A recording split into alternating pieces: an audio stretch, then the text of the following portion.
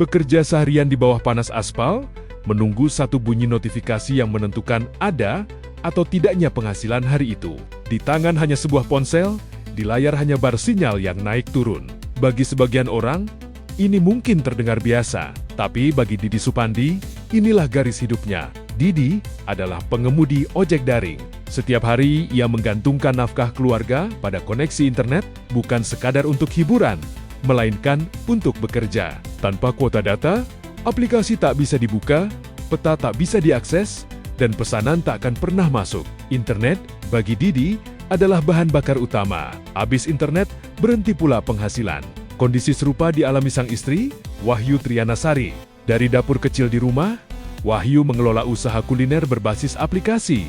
Ia memotret dagangan, mengunggah menu, membalas pesan pelanggan, dan mengatur pengiriman. Semua proses itu bertumpu pada satu hal yang sama.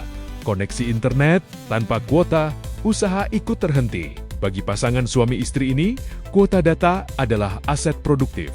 Sama pentingnya dengan sepeda motor bagi driver, atau kompor dan bahan baku bagi penjual makanan. Namun ada satu praktik yang selama ini mereka terima tanpa banyak pilihan.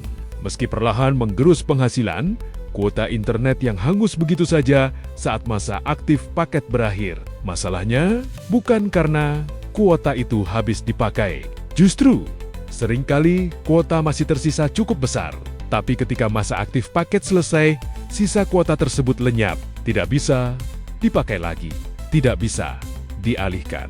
Tidak ada kompensasi. Dari keresahan itulah, Didi dan Wahyu mengambil langkah yang jarang ditempuh konsumen pada umumnya. Mereka membawa persoalan ini ke Mahkamah Konstitusi. Pasangan ini resmi mengajukan gugatan atas aturan yang menjadi dasar praktik penghangusan kuota internet oleh operator seluler. Gugatan mereka terregister dengan nomor perkara 273 PUU 23 2025 dan kini telah memasuki tahap pemeriksaan pendahuluan. Dalam perkara ini, Didi Supandi tercatat sebagai pemohon 1 dan Wahyu Trianasari sebagai pemohon 2. Keduanya didampingi kuasa hukum Victor Santoso Tandiasa. Permohonan uji material ini diarahkan pada pasal 71 angka 2 Undang-Undang Nomor 6 Tahun 2023 tentang Cipta Kerja yang mengubah ketentuan dalam Undang-Undang Telekomunikasi. Menurut para pemohon, pasal tersebut memberikan ruang terlalu luas bagi operator seluler untuk menentukan kebijakan tarif dan skema layanan, termasuk soal masa berlaku kuota, tanpa perlindungan yang adil bagi konsumen. Kuasa hukum menyebut, kliennya mengalami kerugian yang nyata dan berulang. Bukan sekadar soal angka megabyte yang hilang, melainkan dampaknya terhadap keberlangsungan ekonomi keluarga. Dalam banyak situasi, sisa kuota masih cukup besar, tetapi hangus karena masa aktif paket telah berakhir. Ironisnya, kondisi ini sering terjadi saat orderan sedang sepi. Ketika kuota tidak terpakai maksimal, justru disitulah risiko hangus paling besar. Akibatnya, Didi dan Wahyu kerap terpaksa mengeluarkan uang tambahan untuk membeli paket data baru. Bahkan dalam kondisi keuangan yang sedang sulit, hanya agar bisa tetap bekerja dan berjualan. Bagi pekerja sektor informal berbasis digital, kondisi ini menciptakan ketidakpastian ekonomi. Kuota yang sudah dibayar lunas tidak sepenuhnya menjadi hak yang bisa digunakan sesuai kebutuhan.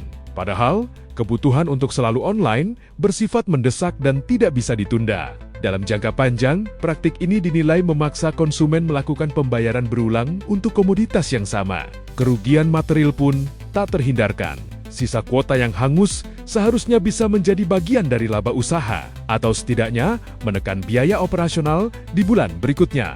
Namun yang terjadi justru sebaliknya, dana yang sudah dikeluarkan hilang tanpa kompensasi apapun. Di titik inilah, persoalan konstitusional mulai dipersoalkan. Dalam permohonannya, para pemohon menilai aturan tersebut bertentangan dengan prinsip kepastian hukum dan perlindungan hak milik. Sebagaimana dijamin oleh Undang-Undang Dasar 1945, pasal yang diuji memang mengatur bahwa tarif layanan telekomunikasi ditetapkan oleh penyelenggara berdasarkan formula pemerintah.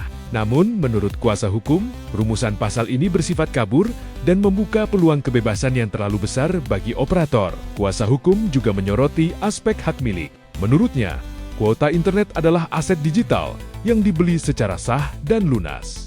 Karena itu, penghangusan kuota tanpa kompensasi dapat dipandang sebagai penghilangan hak konsumen atas aset yang sudah dibayar. Melalui gugatan ini, Didi dan Wahyu tidak serta-merta meminta industri telekomunikasi dibatasi. Mereka justru mengajukan beberapa alternatif solusi, mulai dari jaminan akumulasi sisa kuota, masa berlaku kuota yang mengikuti aktifnya kartu, hingga pengembalian nilai kuota yang tidak terpakai secara proporsional. Bagi mereka, gugatan ini bukan hanya tentang dua orang yang merasa dirugikan. Ini tentang jutaan pekerja digital yang hidupnya bergantung pada koneksi internet, tentang driver, penjual online, dan pelaku usaha kecil yang setiap hari membeli kuota untuk bertahan hidup. Di era ketika data menjadi tulang punggung aktivitas sehari-hari, pertanyaannya sederhana, namun krusial. Ketika konsumen membeli kuota internet, apakah yang dibeli hanya akses sementara, atau hak yang seharusnya tetap utuh? Jawaban atas pertanyaan itu kini berada di tangan Mahkamah Konstitusi. Dan apapun putusannya nanti, dampaknya bisa dirasakan oleh jutaan pengguna internet di seluruh Indonesia. Asli coy, ini pasangan keren banget sih, cerdas banget membela masyarakat, dan untungnya bagi kita semua ya. Bagaimana tidak, kita yang setiap bulan itu beli kuota, katakan 100 giga, terus 1 bulan itu nggak habis, ya kuotanya hangus. Nah, itu yang mereka gugat ke MK guys, keren banget sih.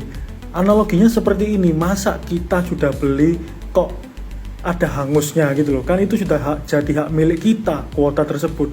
Sama halnya dengan kalau kita beli token listrik 100.000 ya habisnya sampai 100.000 baru habis, nggak ada masa kuota hangus.